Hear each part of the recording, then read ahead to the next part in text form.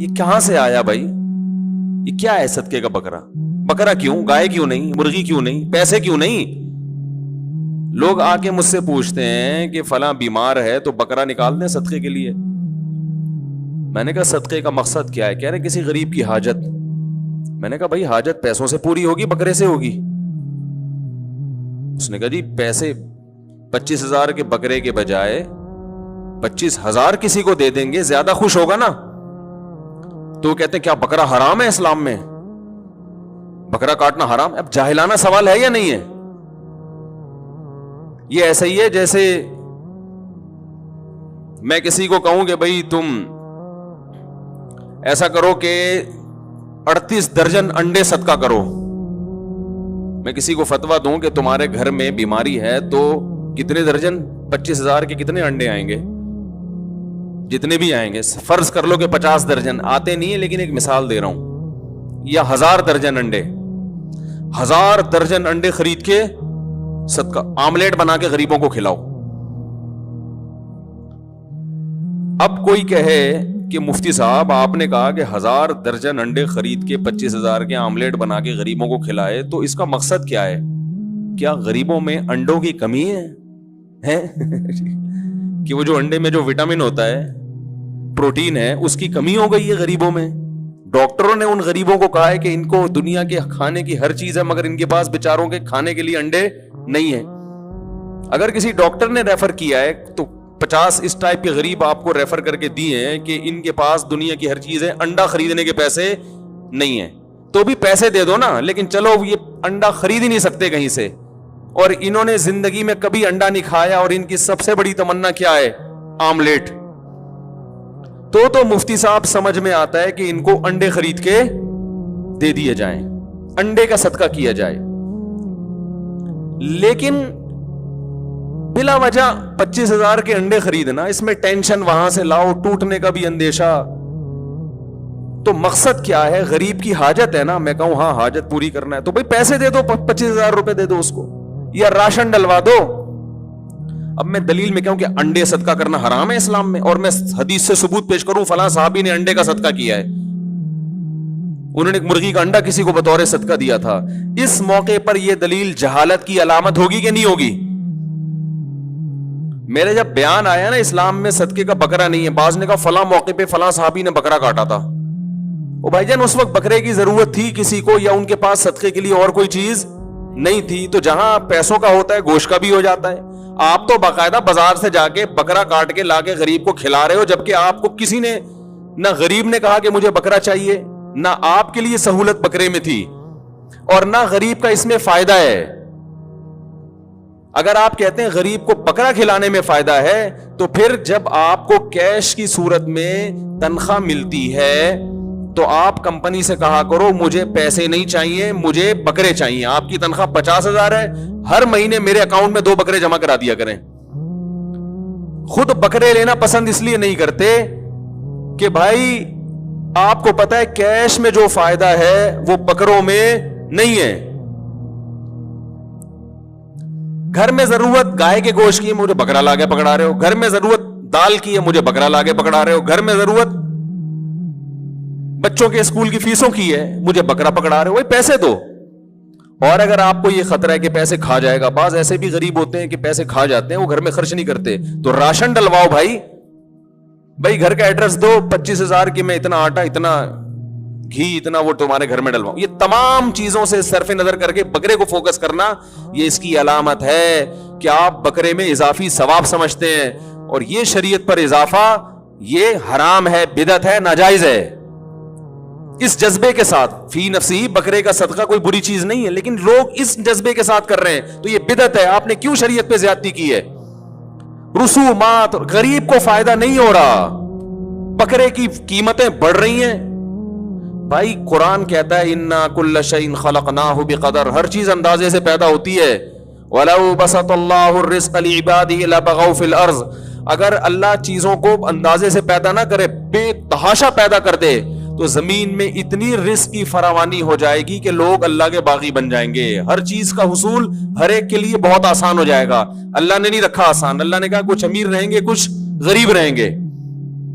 تو اسی حساب سے اللہ بکرے پیدا کرتا ہے تاکہ ان کا ریٹ ایک خاص حد تک رہے. حدیث میں آتا ہے نا ان اللہ هو المسعر, صحیح حدیث ہے.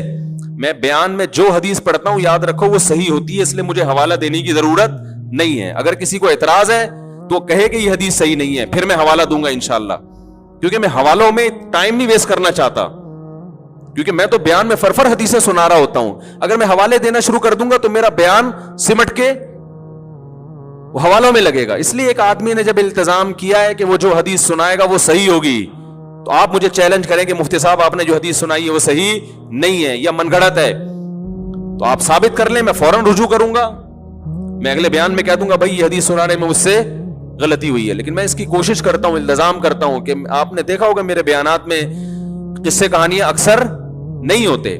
اگر کوئی قصہ ہوتا بھی ہے تو آتھینٹک ہوتا ہے. میں نے عذاب قبر کا واقعہ سنایا 2 ہفتے پہلے, قبر نے نکال کے پھینک دیا, اس پہ بعض لوگوں نے کمنٹس کیے فرضی قصے سناتے ہیں, ان کے بیان میں بھی اب قصے آنا شروع ہو گئے ہیں. بھائی جان ہر قصہ فرضی نہیں ہوتا. میں نے بتایا کہ اس کی میں نے تصدیق کروائی ہے اس گاؤں سے جہاں یہ واقعہ ہوا ہے, تو اب یہ فرضی قصہ تھوڑی رہا. آپ یہ کہہ سکتے کہ قصہ سنایا کیوں, تو جو عبرت کا واقعہ ہے ایسے واقعات کو سنانا اللہ کی بھی سنت اور پیغمبروں کی بھی سنت ہے. اس واقعے کو سنانا یہ سنت عمل ہے. قرآن نے بھی قصص سنائے ہیں نا پچھلی امتوں کے, حدیث میں بھی پچھلی امتوں کے واقعات ہیں, تو یہ واقعات کو سنانا کس کی سنت ہے؟ ایسے واقعات جس میں عبرت کا سامان ہو, یہ تو اللہ اس کے رسول کی سنت ہے. اس کے تو نہ سنانے پر اعتراض ہونا چاہیے کہ مفتی صاحب کبھی کوئی ایسا واقعہ دیکھا ہو, سنا کیوں نہیں رہے؟ اور یہ واقعات اللہ اس لیے تو وجود میں لاتا ہے تاکہ لوگوں کو عبرت ہو, ان کو سنایا جائے. ہاں واقعے کی کوئی سند نہ ہو, مستند نہ ہو, پھر ایسے کہانیاں چھوڑنا یہ بالکل غلط ہے. اگر ہے تصدیق ہو چکی ہے پھر اس کو سنانا عین قرآن و سنت کا تقاضا ہے, کیونکہ اللہ نے اگر کسی کے ساتھ ایسا کیا کہ قبر نکال کے باہر پھینک رہی ہے تو اسی لیے تو کیا تاکہ اس سے لوگوں کو عبرت ہو. تو عبرت تو جبھی ہوگی جب یہ بیان علماء ممبر سے بیان کریں گے, تو جتنے زیادہ لوگوں میں یہ واقعہ جائے گا اتنے زیادہ لوگوں کو عبرت حاصل ہوگی. بہت مشکل ہو گیا بھائی آج کے زمانے میں بات کرنا. میرا گلا بھی بیٹھا ہوا ہے 1 ہفتے سے, پھر بھی پھوڑتا ہی جا رہا ہوں, بولتا ہی جا رہا ہوں. تو کیا بات چل رہی تھی؟ حدیث میں آتا ہے اللہ ہے جو چیزوں کے نرخ متعین کرتا ہے. مارکیٹ ریٹ اصل میں کون متعین کرتا ہے؟ اللہ. لوگ اگر اس میں مصنوعی طریقے سے دخل اندازی نہ دیں تو چیزوں کے ریٹ اکثر مناسب رہتے ہیں. اب اللہ نے بھی بکرے کے گوشت کے ایک ریٹ رکھے ہوئے ہیں, اسی حساب سے بکرے پیدا بھی ہوتے ہیں, ایکسپورٹ بھی ہوتے ہیں.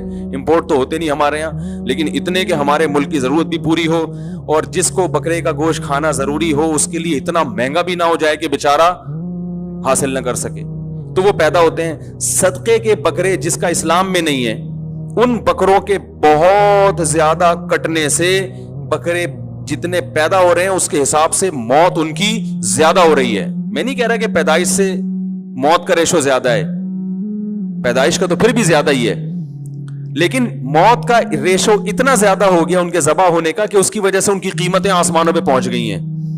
آپ صدقے کے بکرے پر گورنمنٹ پابندی لگائے, بولے جس نے صدقہ کرنا ہے یہ جا کے پنجروں میں جو بکرے چھوٹے چھوٹے باریک باریک سے جن کو خود دیکھ کے صدقہ کرنے کا دل چاہ رہا ہوتا ہے ان کے اوپر ان بکروں پر پابندی لگائے.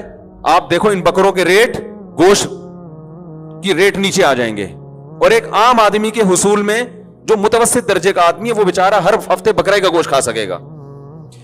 نہیں یاری میرا خیال ہے بات سمجھ. اور یہ لوگ بھی یہی کر رہے ہوتے ہیں, یتیم سینٹر جو وہ کیا کر رہے ہوتے ہیں, ادھر سے آپ سے بکرا لیا ادھر سے بیچا اس کو, کہتے ہیں چھوڑو بکرا کون کھلائے گا, ہمیں دوسری ضرورت ہے. تو اس کے بعد بھی بکرے کے بارے میں اتنی بات سننے کے بعد بھی اگر آپ اپنی روش پہ قائم ہیں تو پھر آپ بک رہے ہیں, میں بک نہیں رہا. ٹھیک ہے نا. پھر جو کمنٹس کر کے الٹے سیدھے آپ کر رہے ہیں وہ کمنٹس میں آپ کو بکرے نہیں کہہ رہا, بک رہے کہہ رہا ہوں. پھر آپ بکرے کے اس بیان پہ جو کچھ کر رہے ہیں وہ آپ اصل میں بک رہے ہیں. معذرت کے ساتھ وہ قافیہ ملانے کے لیے ایسے نازیبا الفاظ میں نے استعمال کیے, لیکن مطلب یہ کہ آپ کی بات لاجک کے حساب سے درست نہیں ہے. صرف بقرعید کے 3 دنوں میں جانور کاٹنا سنت ہے, اس میں بکرا کاٹیں, گائے کاٹیں. اس کے علاوہ دم کے حج میں جانور کاٹنا سنت ہے، یہ 2 موقع ہیں، اور عقیقے میں، اس کے علاوہ نہیں ہے. یہاں تک کہ فقہا کہتے ہیں اگر منت بھی مان لی نا کسی نے جانور کی، اس میں بھی افضل یہ ہے کہ وہ پیسے صدقہ کرے. سمجھ رہے ہو؟ منت بھی مان لی کہ جانور صدقہ کاٹوں گا میں، پھر بھی افضل کیا ہے؟ پیسے صدقہ کرے. وہ منت تو واجب ہوتی ہے حالانکہ.